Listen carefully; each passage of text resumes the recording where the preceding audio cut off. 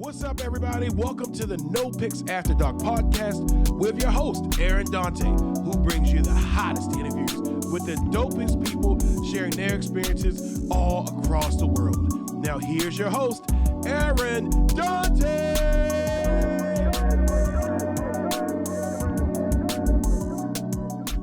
Welcome to the No Picks After Dark podcast. I'm your host, Aaron Dante.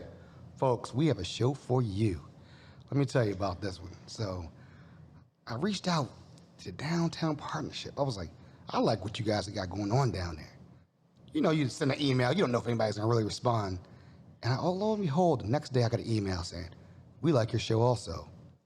I was like, oh man, so I had to, I turned off my computer real quick, turned back on. I said, is this really real? Like this Downtown Partnership?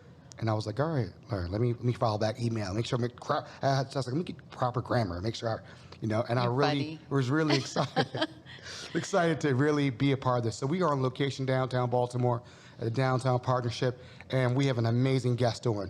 We have the president of the Downtown Partnership, Ms. Shelonda Stokes. How are you doing today?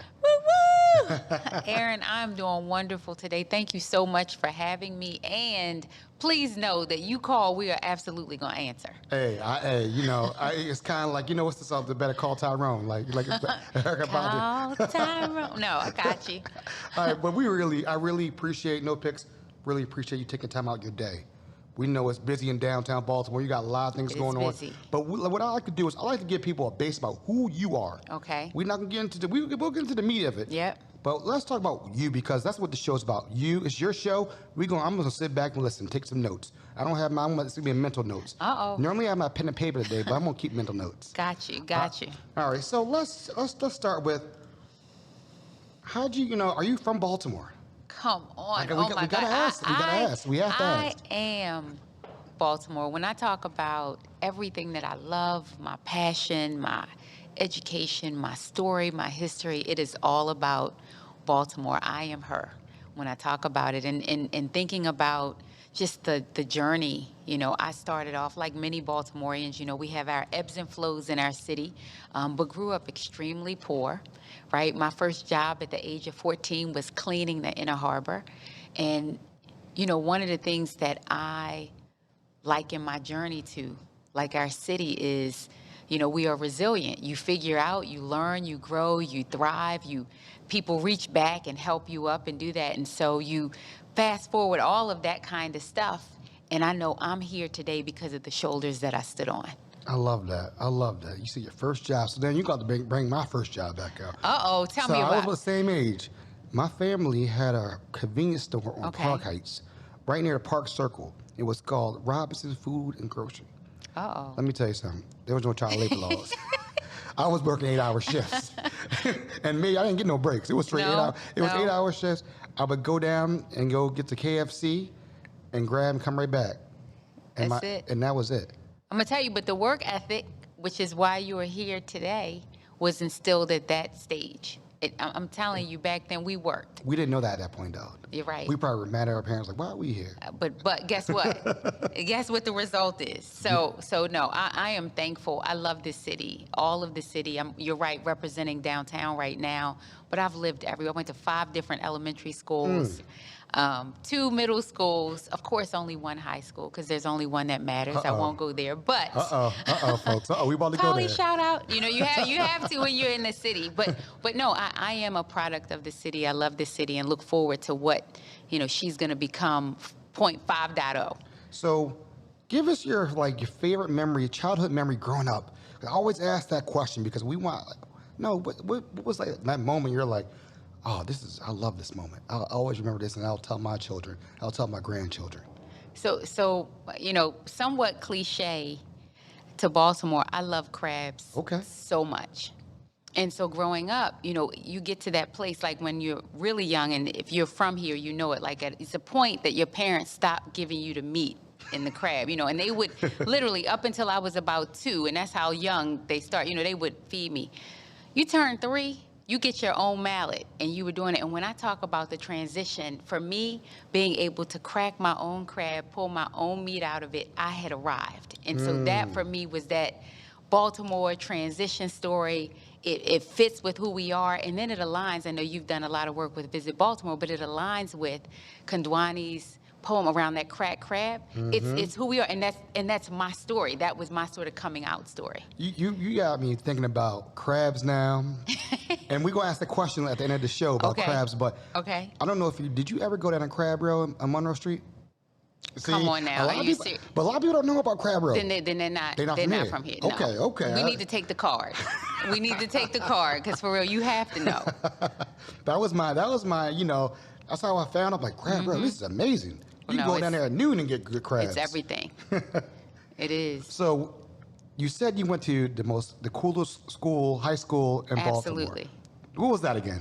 Come on, it's Poly all day. It's only one school that counts, only one that matters. No, I'm telling you, when you talk about our citywide high schools and now some of the others that's pulled in, it's a number, an army of people here who are in prominent positions that came out of our school system. So shout out to Poly. I give some big ups to City, to Western, to Northwest. I mean, everybody that was a part of that posse. Oh, okay. So where'd you end up going for your undergrad? Oh, that's a long story. You don't even have enough time for that. But I ended up, I'm going to tell you where it mattered. No, I first, leaving Poly, my first stop was at Virginia Tech. Okay. So I went to Virginia Tech, loved it. You're a Hokie Blacksburg? I really was. Okay. I went down on a scholarship. State of Virginia had some budgeting problems, and so the scholarships they couldn't maintain. And so I thought my life was over. Literally, I was the first in my family to have gone to college, went down there on a scholarship, so you can imagine I'm so excited. And when the money didn't pair the way that it was, I literally packed trash bags in my little hoopty and drove and cried all the way back to Baltimore. And my mother at the time was working for the Department of Motor Vehicles. A lady got in her line, and my mom is crying. I mean, everybody's crying, because I was like doing this for the family, and the lady, explained to my mom, she said, has she ever considered Morgan? And my mom said, yeah, she had, but she went down there and she said, no, ask her to go up to Morgan. I drove from Virginia Tech straight up to Morgan. I met with Dr. Stansberry, who was running at that point, the honors program, ended up with an immediate full ride to Morgan State University. And I promise you, degree in electrical engineering, that was the best thing that happened in my life. That's blessings right Nothing is by accident. Wow. Nothing is by accident. And so when you think about coming out of Morgan, an engineering degree, I had 7 job offers, Hewlett-Packard, GE, IBM, like you name it, was up there looking for minority women entrepreneurs with capacity. And I went to HP first, and they were looking for engineers with pizzazz, is what they call it. Like, okay. but doing it, but that was it. And so Morgan, I credit tremendously with my growth and, ascension throughout. I love that story. And that's what I always tell people, keep pushing. Keep pushing. You just don't know. You don't know who's out there, who's going to inspire you, who's going to push you. Keep on pushing. It's meant to be, it will be. And like I always tell, I almost quit doing this because, I was so stuck up into like the likes of social media pressures. I'm like, oh my and then God. I'm like, they're not like, the downloads aren't there. But what happened was I had somebody listening to the show, and they said, my daughter, who's in high school, stayed and listened to your show. And I was like, a high school kid? It matters. And I was like, you know what? I got to keep on doing what I'm doing.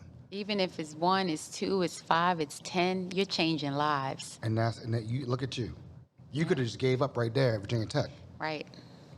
And you were first generation. Yep. So you had a lot of things on you. Yeah. It was a lot. It's still a lot. But now it's getting to a place that it becomes a given generationally. And what it shows me is, as long as you're continuing to climb, you have to reach back. You have to. What is your motivation? What is your motivation? Oh my God. When I wake up in the morning and I see that there is still need, there are still people hungry, there's still youth and young adults who need the squeegee, there's still homeless neighbors, there's all of that, I'm motivated to continue to thrive. And I have a support system, a family, that's around and surrounding me to make sure and keep pumping to make sure that happens. All right, so we're going to slide to Hewlett-Packard. Yeah. Okay, but that's not with the public yet. You're not with the public.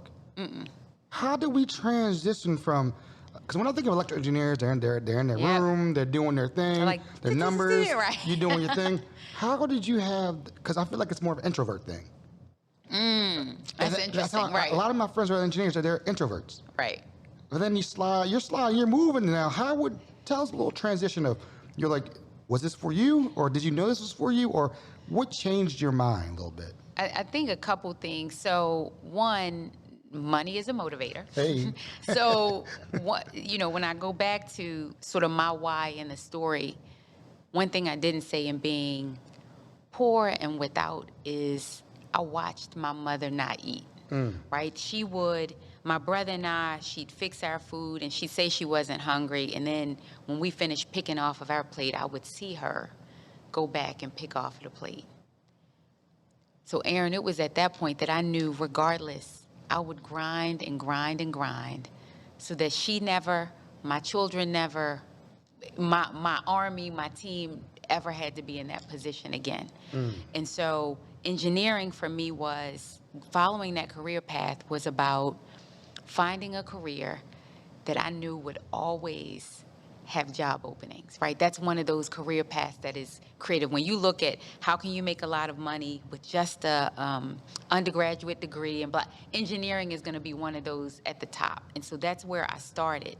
But when I got into the companies, the GEs, the HPs, and all of that, what you saw is while the engineers were technical, at that point, the salespeople were really the ones who were making the money. And I'm sitting here, and I came out of school, and I'll say it, I was amazed at coming out with just an undergraduate degree. I was making $40,000 a year. You couldn't tell me stuff. I'm gonna just say that because of the show. But you couldn't tell me anything, right? I had a company car. I had all of that. And so I thought I'd arrived. And then you start to see the salespeople riding up in this and doing. I'm like, whoa, what is that? And part of it that you learn is the people who bring the money in, they're generally the ones that's also making the money. Similar to when I was down at Virginia Tech, I went down with a counterpart from Poly as well. He played football. So when they cut my academic scholarship, they kept his athletic. And at the time, I didn't understand that athletics bring money into university. So they did that. He went on to play in the NFL, so I guess they made the right, maybe. But anyway, that was a transition for me with HP. I got in there, I came in as an engineer, but you really started to see where the money was made and how you translate that into things. And so I went into sales of computer equipment. My quota at HP was $10 million. So I was responsible for bringing in $10 million a year to that organization. And although my salary had increased, I came in making $40,000. By the time I stopped there, I was making $80,000. But I was making $80,000 and bringing in $10 million. So somewhere, even if math is not your subject, right? Those numbers don't necessarily equate. And so I ended up leaving. When you talk about how do you make that transition, I ended up leaving. And part of it was, even if I could do 10% of those sales, right? I was doing $10 million. Even if I could bring in $1 million a year, I could do far better for a company of my own, right, than I could working that way. So part of my whole life's mantra has been about getting these positions, learn what you can, and then figure out how you transition that into something that's going to be a legacy for you, for your children, for your community. Figure it out, because not everybody wants to work for somebody for the rest of their life. Is that when you figured out you wanted to work for yourself? That was it. That was the transition. That was the transition period. And what was great about it is I was able to then leverage some of those other clients and stuff, so that, when I leaped out there, then it wasn't so scary. I was on my own and all of this kind of stuff. Because I do tell people who are interested in being an entrepreneur or going out in there, you have to be willing to burn the boat. Meaning, once you go out there, it's all in. It's going to be nice you're hungry, nice you can't make payroll. It's all of those kinds of things, but it'll be worth it. Folks, we'll be right back. That was a little teaser. It's going forward, all right? We'll be right back on these messages.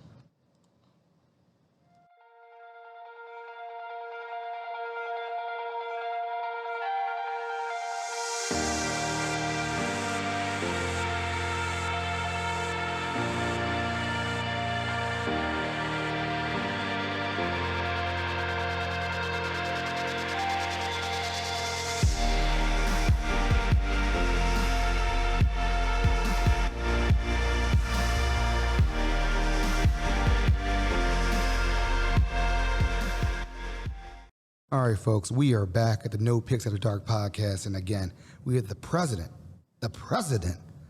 Downtown Partnership of Baltimore City. Ooh, I had to go through Secret Services. I forgot to tell y'all that. They were checking my bags. I said, it's only my certs. I don't, certs, remember the old school days? I don't know. I'm glad they got us through. So I appreciate you getting us in. Because she was like, they with me. I said, okay. Nah, we rolled out the red carpet. We heard you were coming, doors open. No, they had top flight security. So again, thank you for everybody who's working with Downtown Partnership. Everybody's doing great things in Baltimore. Really appreciate what you guys are doing out there. So shout out to you guys. So we talked about entrepreneurship. Yep. So how nervous were you to jump out there knowing that you had that steady income coming from HP? You had that money's flowing. Now you on your own. Take us through that entrepreneurial that journey of what was the name of the company? What did you do? How did you start? Let's give us a little quick background. I will. And the thing about entrepreneurship that's so real, depending on how you do it, you eat what you kill or you eat what you grow, regardless of how you say it. If you're not grinding, you're not eating. And so you're right, that transition was crazy. So my business partner and my husband had, I call it a fraternity called Graybo. And I called it a fraternity because they would start work probably at like 2 o'clock in the afternoon or later, going all the way up. And they did a lot focused in the music industry. So they had worked with different artists and different labels, and they were doing music. And when I came on board, part of what I had that they didn't previously was the corporate component to it. And so part of what we started doing early on is how do we take the music that you're having and monetize it? Because for me, I'm always at the end. How do you monetize it? And the thought was every artist wants to be something. We didn't have all of those inroads, but guess what? Every commercial needs music. And so we started building on how do we get what they have into commercials. What the state, they didn't even know they were our first client at the point. So, I'm coming to work with, the Graybo team on what we're going to do. We go in and pitch to the state of Maryland. At that time, the office was called DBED, and we sold them on this amazing concept of helping bring business here and what we could do. It had a little song and this little theme that we did with the MD, put graphics behind it. And when I tell you, Aaron, at the end of that presentation, they were like, oh my God, that's so great, how much? And we look like, how much? Like, we didn't think about that part, and you know how you watch those movies and it's like, people like throwing papers in their head trying to come up with an answer. That's where we were. And it's like, can we have a minute to kind of talk about it? And so they stepped out and we're like, like trying to figure it out. And ultimately what they said is, my business partner, my husband, they were like, what would it take for you to not go back to corporate America, for you to stay here and do this? And we thought about a number. And one of the things that I learned in the development was when you're negotiating, if you say a number and that number doesn't make you just want to bust out laughing, you didn't say a number that's high enough. And we said it. And they said, okay. And we were like, okay. And, and that was really the formal part of how our business began. And it's been incremental since then. We would get a contract, build team, And like I said, there have absolutely been some hard nights, some of those ones where, the client didn't pay and we have to make payroll and all of those, sort of things that you go through as an entrepreneur. But at the end of the day, we continue to evolve from just, doing the music to doing music and commercials to doing graphics to doing branding and the like. And ultimately, I think one of our biggest sort of claims to fame from an awareness perspective was AFRAM. And that... Can you tell me a little bit about AFRAM? Give me a little background about AFRAM. I will, absolutely. It's funny. It was probably within our... 5th year, 6th year as a company where we had started growing and doing corporate events and all of this. And at that point, the mayor's administration and Mayor Rawlings Blake was in office at that time, was putting out an opportunity for people to bid on producing AFRAM. And so we're like, well, what does that entail? And at that point, it was like, tell us what it should entail.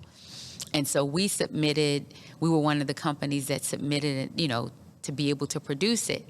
And when you talk about something that is a staple of our city, that represents our city, the African American Festival, AFRAM, does that. This is figuring out how you bring life, music, and the culture of our community so that everybody can see it. It's not just for Black people, but it is about the culture and the essence of all of that. And so it was an amazing honor to be able to take and figure out how we represent that in the form of music artists, in the form of financial literacy and empowerment.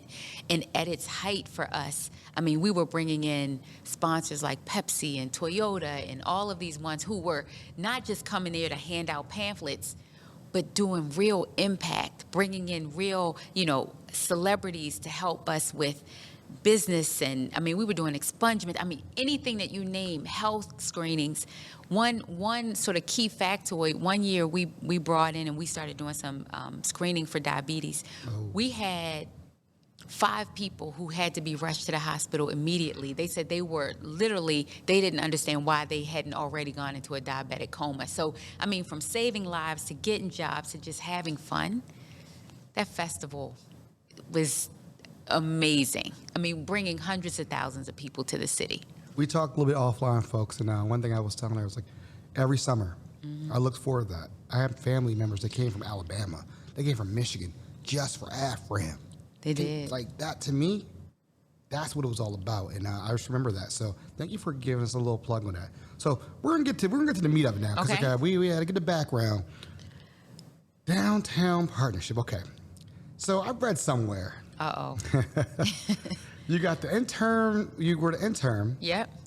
And because the former person was Kirby. Yep. He went to the zoo. He did. And when you took over, it was right before the pandemic. It was right. It was really right. It was literally right before. It was here. It was here. It was here, and we were trying to figure it out. So first, let's take us through the wave of emotions first. Okay. Was this something you always wanted to do? The Downtown Partnership, like that is so. I always wondered that, like, right? Because then now you're really enough. I always ask anything as a public figure. It's a whole different ball game when you producing behind the scenes. Right. Now you are the face. It's funny that you said that. So Kirby and I, what was funny is as Kirby was making his decision to leave Downtown Partnership, he had something. He had asked me at that point. He's like, Shelonda, I really think you would be good in this role. And at the time, I'm running Graybo. I wasn't looking for a job. I was like, ha, that's funny. I was the chair of the board for Downtown Partnership at that point in time. And so when Kirby announced that he was leaving, it was right before the pandemic as we know it hit. Like, it was some stuff happening. We really didn't know how it was happening, but within like a week, people were shut down and things were happening. But early on, remember, we thought, this COVID thing, it'll last, 2 weeks? It'll last a month. It'll last, not knowing that it was going to have as tremendous an impact as it has. And we were, at Downtown Partnership, me, chair of the board, going through a process of hiring somebody. We were looking for the replacement. And when COVID happened, we didn't think that we could do stuff on Zoom. Like, you can't hire anybody from Zoom because, like, why would you do that? So let's put it on pause. And that's when my board asked if I would go in on an interim basis and just kind of keep the ship going. Aaron, when I got into this organization, I could see the culmination of my life's experiences, my education, my passion, all of that stuff was in this job, right? Because now you had an opportunity to create for all of Baltimore. You had an opportunity to infuse Black and brown businesses in downtown in ways that they hadn't in the past. You had an opportunity to help grow the businesses that were here. I had an opportunity to, all of the stuff that I've worked on, from economic development to marketing to engineering, right, all play a part, and you saw it here. So I wasn't looking for something, but it found me, and I promise you, this is one of the best places and things that have ever happened to me in my life. Wow. I forget my questions now. I'm like, but when the pandemic hits, full steam ahead. Yep. Right now, I mean, I don't know the occupancy downtown. We'll get into a little bit. I can break it down. I know you got the numbers. I know you do. And the pandemic hits. Yep. Downtown's a ghost town. Yep. What is going through your mind? You're like, I just got this great gig, and now I'm about to build the shit back up again because I don't know if people are going to come back to downtown. Yep. We don't know how the world's going to be next year. We don't know what's going to happen. What was your thought of pivoting, like doing a pivot? Like, how'd you pivot and make it through? I'm going to keep it 100. The first part of the pandemic. Right. There's a reason why I'm saying the first part. Right. I feel like the second that was part, the real part. Right. That was the part that was the most unknown. And what was so interesting, when I first started this job, all of Downtown Partnership was working from home. Right. So we have about 100 team members. About 40% of them are on the administrative side. So we're doing marketing, economic development stuff. But 60% of them are frontline workers who are on the streets, help keeping clean and safe and doing homeless outreach. So I'm not sure how that happens from home, right? And so we had to first, right, get people to feel secure enough, safe enough to wrap around some things enough so that they could get back to work. And so I had to work with the administration to get our team deemed essential employees so that they could, get on the bus and do some things to come back down. So that was the first part of kind of getting there and build their trust, because you don't want the team feeling like, oh, she's just sending us back out there. I was in here with them, and you're right, nobody else was downtown. Like, I felt like Downtown Partnership was one of only, like, us in the city, right? We were down here doing some things. And then you layer on George Floyd. So we, in the beginning of COVID happens, and now George Floyd happens, and so you have downtown, which is the center place of people being able to express and all of that. And you have business owners who aren't here but have assets that are downtown.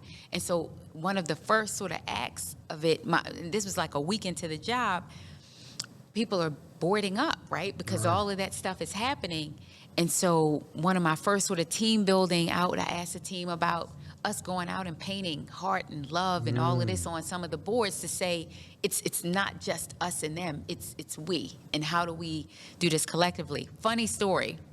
So I'm the first Black president of Downtown Partnership of Baltimore. We're out painting, and I asked the team, periodically as you do the painting, send me back some pics so I can see it. They sent me back one of the pictures that they've painted, and it was Black Lives Matter. Now, Black Lives Matter to me, no doubt. But for my team to paint that on the buildings down here, my heart is like, oh my God, I'm gonna be the shortest tenured president because somebody's gonna get me out of here. And then they ended up telling me, no. One of our property owners who is not Black said Black Lives Matter, and that's what I want on my building. When you start to see the transition of coming into this role, encouraging people to come back, we have the social justice movement, but you have a business community that's standing up and saying, how can I help? How can I be part of the solution? That's where you started to see momentum. So even seeing that, my team starts grinding. So we're out doing that. We're figuring out how we do some things to feed people who are in need. We created a program called Curbside Baltimore, where we pre-purchase from all of the restaurants gift certificates so that we could give them an infusion of cash to keep their doors open. And at the same time, when we sold it to people, put $10 on it so that it would encourage them to buy. At that point, it was, how do we keep the ecosystem going? So early COVID, it was, let us all lock arms and figure out what we need to do to keep people eating. Because that was a hard time for everybody. Now, we get through the winter months, the outdoor seating, were you a part of that? Of course. All right, let's get a little bit about, because I've traveled, and when I see the outdoor seating, it reminds me when I'm in Europe. I know. It has a European feel of, like, does. you're like, I'm in Paris, I'm in Barcelona, like Greece, like that's, you're eating on the street with the cobblestones. That's how it felt. No. And again, what was your thoughts behind that, like doing that and helping out these businesses to get back on their feet, especially restaurants? That's exactly what it was. It was actually an emphasis on restaurants. I was honored to have been asked, and this was by Mayor Young at the time, for Councilman Costello and I to chair what was a small business recovery initiative around COVID. Okay. And so we did create a carve out around the restaurant community, because that was a part of it. And it was figuring out, how do we remove the barriers? How do we create opportunities when their ability to only have 25% of the people in their restaurant? How do you expand all of that? And so what you do at that point is, like, it's everything. Like, let's figure it out. So outdoor dining, just having that was not only an extension of their seating, but it was also looking at and working with the city around, how do we make it easy? How do we help reduce the fees and processes and barriers? And Councilman Costello really did a great job at a process that normally took 3 months for them to get that approval, getting it down to 3 days. And working with BDC and Colin and them over there, they had the design for distancing that transformed not just that, but even open spaces into places where the restaurants and the community could all come out. At this point, to what we were doing, it was how do you leverage every resource that we have to be a unit in furthering, the outreach for those restaurants. I hope it's here to stay. I really think. And then you guys did another amazing thing.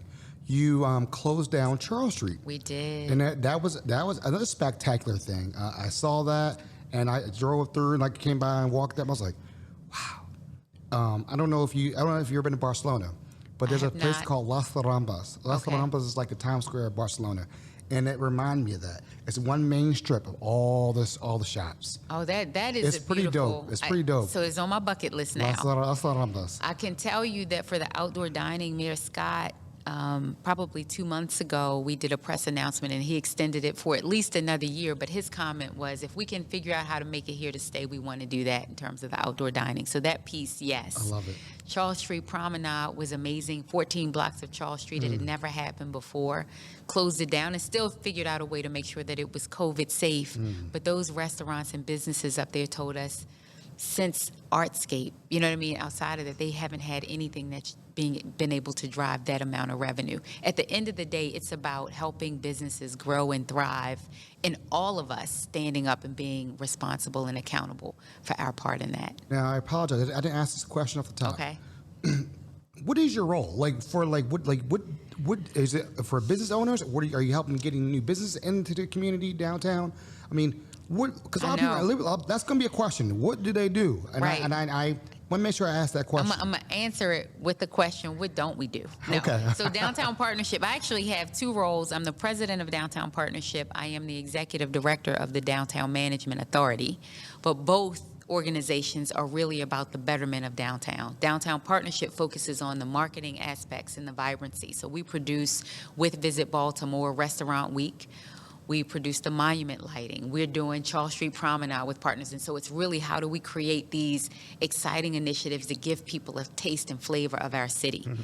The Downtown Management Authority, though, is a centralized area. So I have 106 blocks, and that's where my team goes out and we do the cleaning. You see them out there. We do safety. We do homeless outreach. We're doing capital projects and improvement. And so I'm working with the business community. I'm working with the residents. I'm working with the mayor's office. It is all hands on deck. Whatever needs to be done to help our downtown thrive and be vibrant, that's what we do. There's only 24 hours in a day. I don't sleep. Sleep is overrated. No, I don't. I sleep with my phone. There's so many things that's not right about this from a health perspective. Once we get over the hump, we'll figure out the sleep component. I love it. So let's talk about the Boost program. Let's talk about the Boost. What's going on with the Boost? I saw something on my Instagram feed. I saw it on my Facebook feed. Hopefully. I saw it on Twitter feed. I saw a couple places that I knew. I'll give them a shout out. Kodak Bakery. Oh, I'll give a shout out. And I saw her, and I was so excited that she was one of the winners. Again, not to knock everybody. Hey, congratulations to everybody who was the first round, right? First round.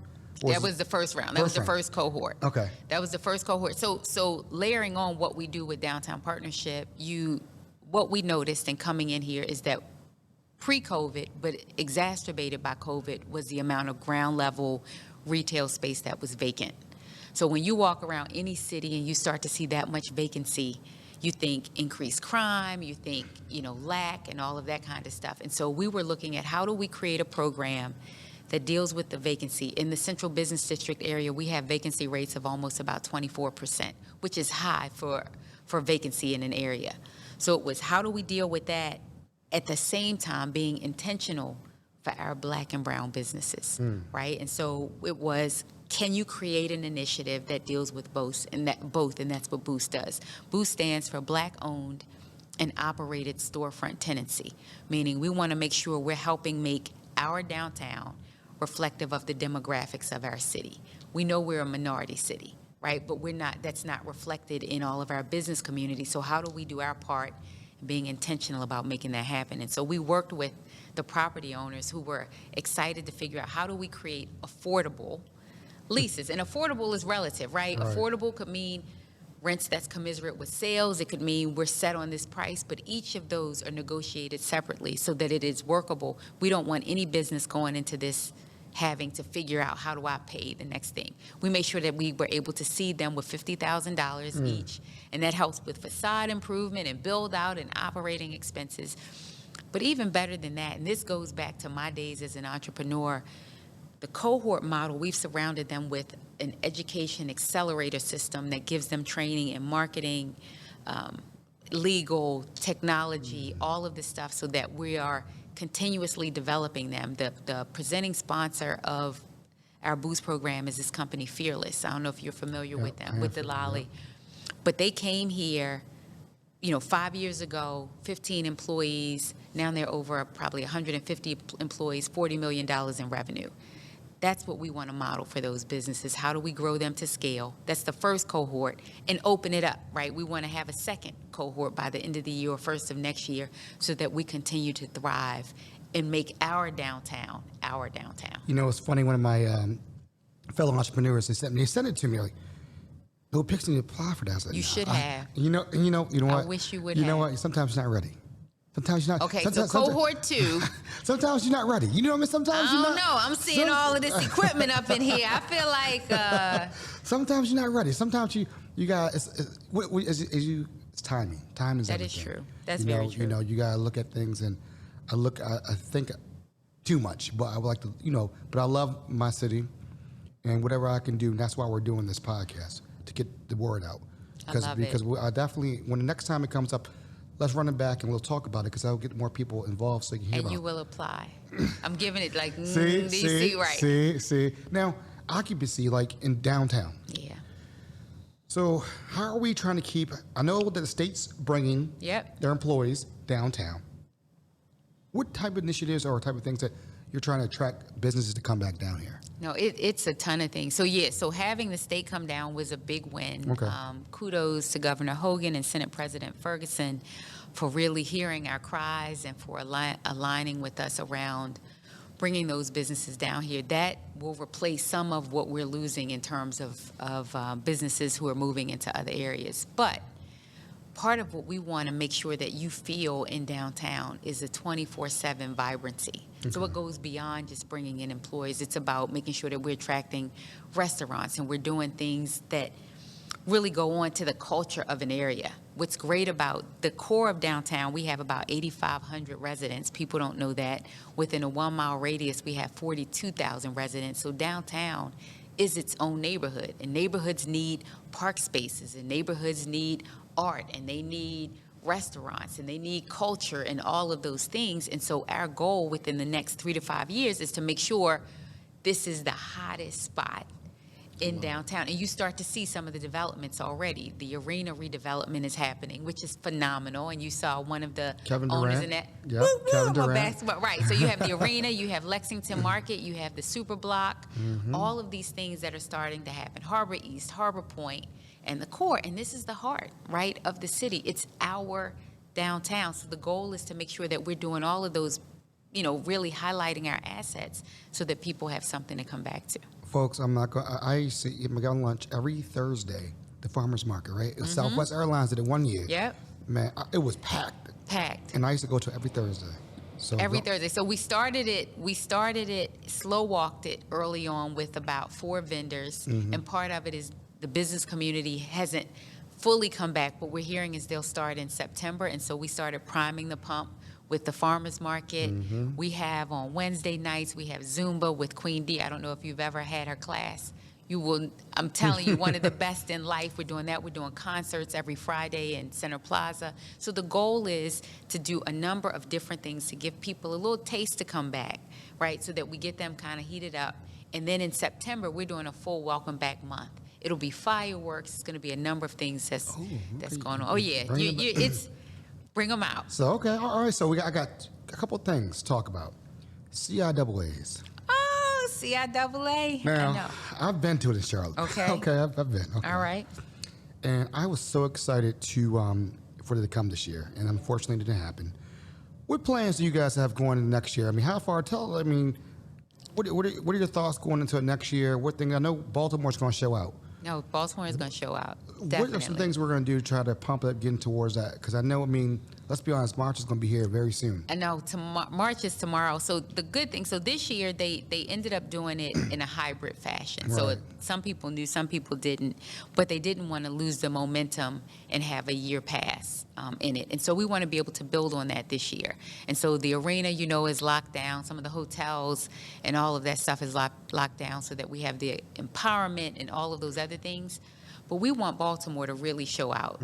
Show out from the time that people land all the way through going to the games and interacting around. And so for Downtown Partnership's part, we're working with Visit Baltimore and others to figure out even how we do a Boost Light, right? Is there a way that for the vacant spaces that we have in between that we're doing pop-ups of No Picks After Dark, perhaps, and others, right? So other retailers and businesses and restaurants to come down that didn't have an opportunity to be down here but want to take advantage of all of those people who are coming. And we want to give them a taste of Baltimore. So we're looking at things like that, the talent lineup, and all of that. You said Taste of Baltimore. Taste of Baltimore. When I think about that, I think about Taste of Chicago. Oh, can we get something like that? Now I'm thinking.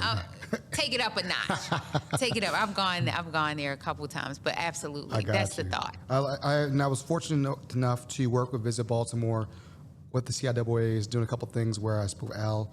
Nice. Al a little bit before that, and was doing some of the media work. Yep. Behind the scenes, which was really amazing to be a part of something like that. So I'm very excited for that. They have some really good stuff planned. It was actually a big meeting today that they have, because we want to roll out the red carpet. Yeah. What we know is people had a good time in Charlotte.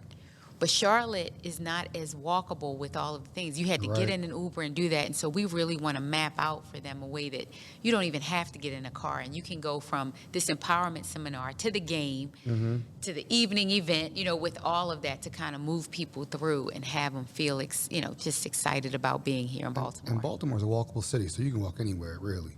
So, Restaurant Week. Yes. This episode's coming out, Restaurant Week, all right?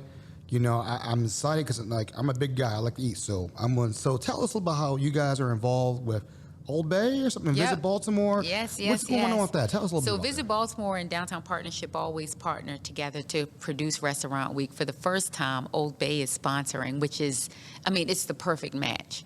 And what they've done and what we've all done, and it started with the guise of how do we help the restaurant community. So we didn't want to put something on them that was a burden. At the same time, we want to encourage people to come out. And so we reduce the fees even for restaurants to be a part of Restaurant Week. And 100% of those dollars goes to marketing, for us and Visit Baltimore. Nobody's taking anything from it. We want to put it out so that people know that it exists.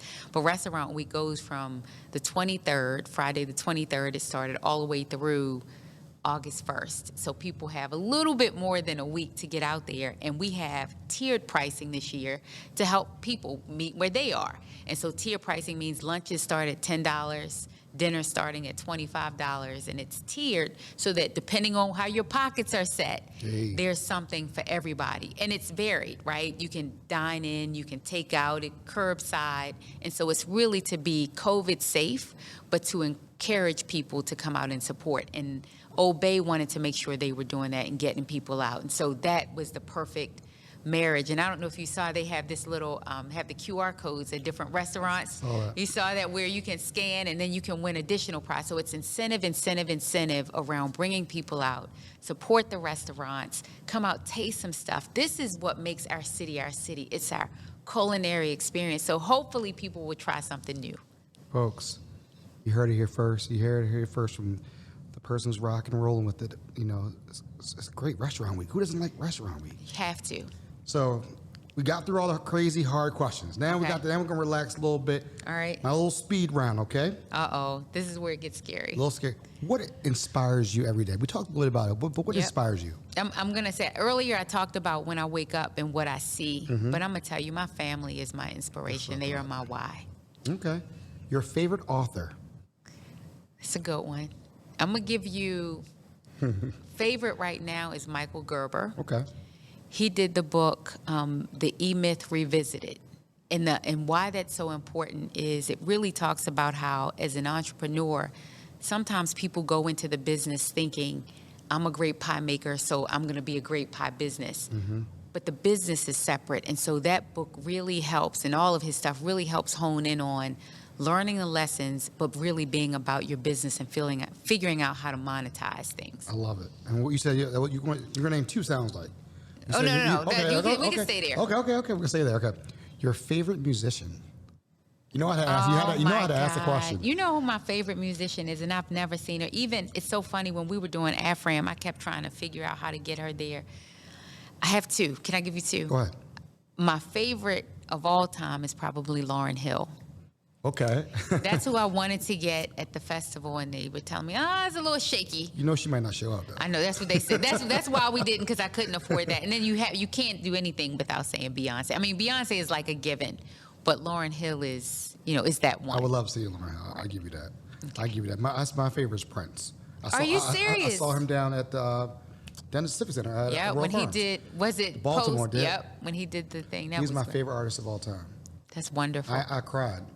I cried. Wow. Wait, did you get to meet him? I didn't, but it was all good though. I saw him. Okay. I saw him dancing around, and I was like, life is good now. All right, check that off. Check out the box. So, your favorite year of AFRAM? What year was your favorite? And God! And who was the? I'm gonna tell you, I don't remember the year, but it was when I brought back the Legends of Hip Hop. Okay. Oh my God! Big Daddy Kane did a flip off the stage. MC Light shut it down. Salt and Pepper. I mean, it was. Wow. We brought them out. You hear me? And it was old school meets new school. I mean, to have Dougie Fresh, and you had the old people, and they talk about, teach me how to Dougie teach. I mean, that was the ultimate year to me. I love it. Crabs or crab cakes? Come on, crabs. Okay. Because not everybody can make crabs. I can tell you that. Crab cakes. Flats or drums? Drums. Okay. All right, here's the question. I always no flats. I'm sorry. Okay. Right, because my family would kill me. It is definitely the flats. Blue cheese. Okay. Or ranch. Or you can say neither. You can say No, I'm gonna go with blue cheese, which is interesting. All right, good. Okay, so we keep the show going because I was gonna be like, we got you off, got that ranch. What is the best advice you have ever received? Don't quit. No matter what. I mean, I may cry. You may cry yourself. You may do all of this kind of stuff, but you got to get up and keep going. And that has literally been the mantra that's helped me get to where I am. I will not stop. I love it. What's the contact info for Downtown Partnership? Where can we find you on? Are you guys on TikTok? Because I hear that's what the cool. You know what? That's what I hear too. I just did something myself. I made one TikTok. It's a little crazy, but anyway, Downtown Partnership. Go downtownbaltimore.com is our website, and then we're on every social channel: Instagram, Twitter, Facebook. Is Downtown Partnership, and then Downtown Balt. And then Shelonda Stokes, I do mine separately, just with my name, same channels. Find us, follow us, be with us, ride with us, help us get better. The goal is it's all of us together. Folks, I'm going to drop it like that. I don't need to talk anymore. Peace, love, and happiness. We're out. Peace.